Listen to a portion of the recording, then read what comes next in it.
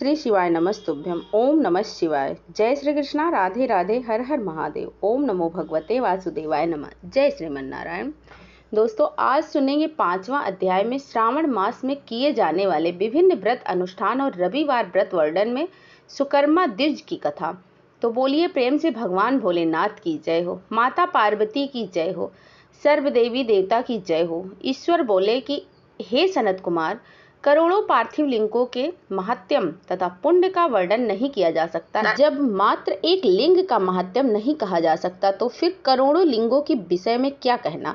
मनुष्य को चाहिए कि करोड़ों लिंग निर्माण असमर्थता में 1,00,000 लिंग बनवाए या 1000 लिंग या 100 लिंग ही बनवाए।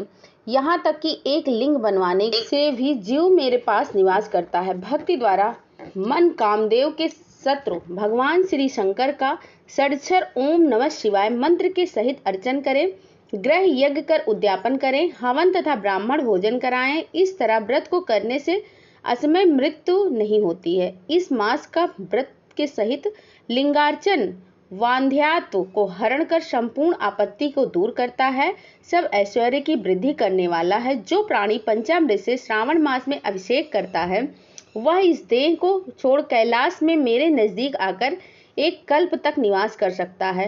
वह प्राणी पंचामृत पीने वाला, गौ तथा धन आदि से युक्त, अत्यंत मधुरभाषी त्रिपुरासुर हंता श्री शंकर प्रिय होता है। जो इस महीने में पत्तल पर भोजन करता है वह सोने के पात्र में भोजन करने वाला होता है तथा शाक त्यागने मात्र से शाक का कर्ता होता है।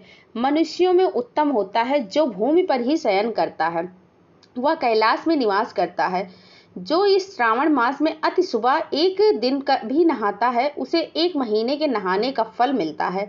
इस महीने में जितेंद्रिय होने से इंद्रियजन्य बल पर प्राप्त होता है। इस महीने में स्फटिक मणि, पाषाण मिट्टी तथा मरकत मणि निर्मित शिवलिंग में या स्वयं उत्पन्न या बनाए हुए पिशान निर्मित या पीतल आदि चंदन मक्खन या किसी निर्मित शिवलिंग में एक बार अर्चन करने मात्र से 100 ब्रह्महत्या भस्म हो जाती है।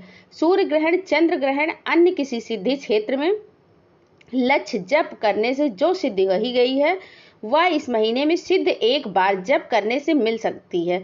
दूसरे समय में किए गए नमस्कार तथा प्रदक्षिणा से जो 1000 का फल मिलता है वह फल इस महीने में एक बार करने मात्र से ही मिल जाता है।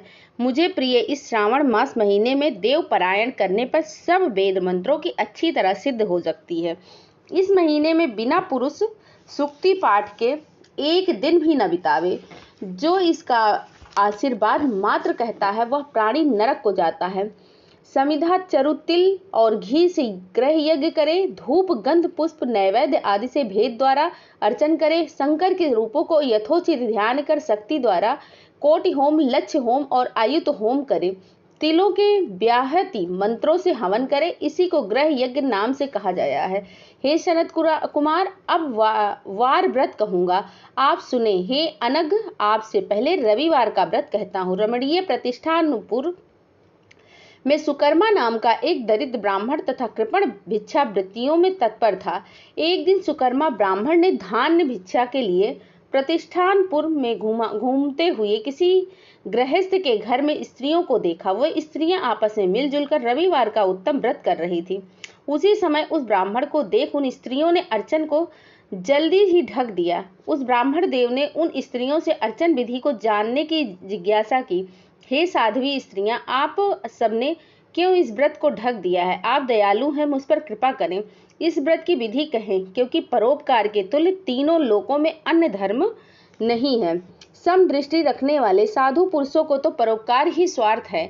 दरिद्रावस्था में मैं दुखी हूँ, यह उत्तम व्रत श्रवण कर व्रत को मैं भी करूँगा। इस व्रत के विधान तथा फल को कहिए। स्त्रियों ने कहा, हे द्विज, यदि व्रत में उन्माद या प्रमाद, विस्मरण, भक्तिहीनता या अनास्था करेंगे तो इस व्रत को तुम्हें कैसे दें।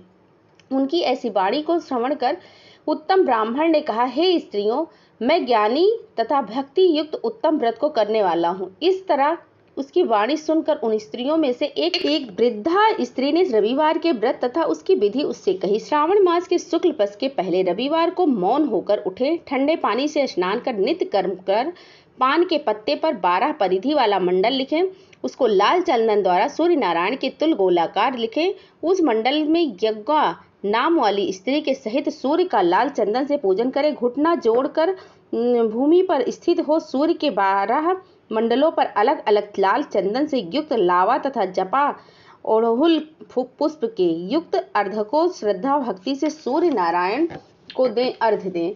अर्घ को रक्ताक्षत, जपा पुष्पा और उपचारों द्वारा युक्त करें।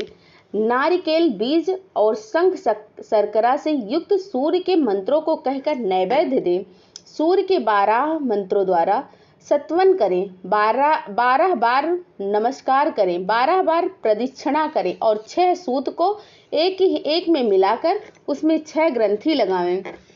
उस सूत्र को सूर्य नारायण को अर्पण कर उसे अपने कंठ में बांध ले। 12 फल से संपन्न बायान ब्राह्मण को दे।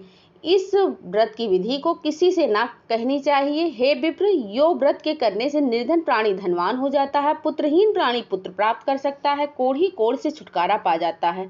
हे विपेंद्र, विशेष क्या कहा जाए, जिस वस्तु की अभिलाषा करता है वह इस सब साधक इस प्रकार के व्रत से मात्र प्रभाव से ही प्राप्त कर लेता है। श्रावण मास में 4 रविवार या 5 रविवार होने से व्रत करें।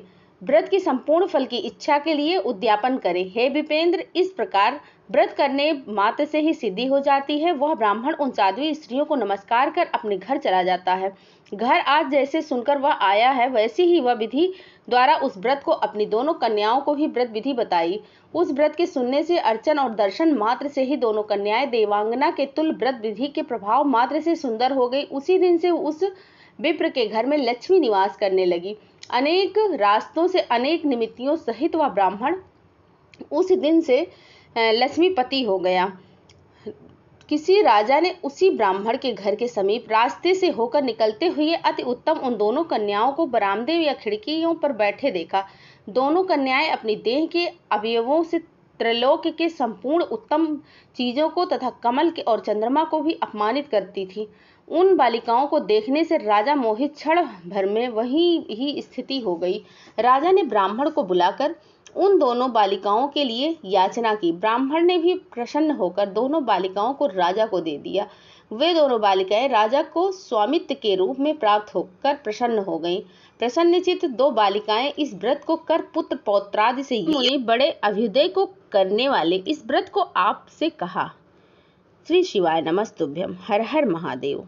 ओम नमो भगवते वासुदेवाय नमः। जय श्री कृष्णा। राधे राधे। हर हर महादेव। ओम नमो भगवते वासुदेवाय नमः। जय श्रीमन्नारायण। धन्यवाद।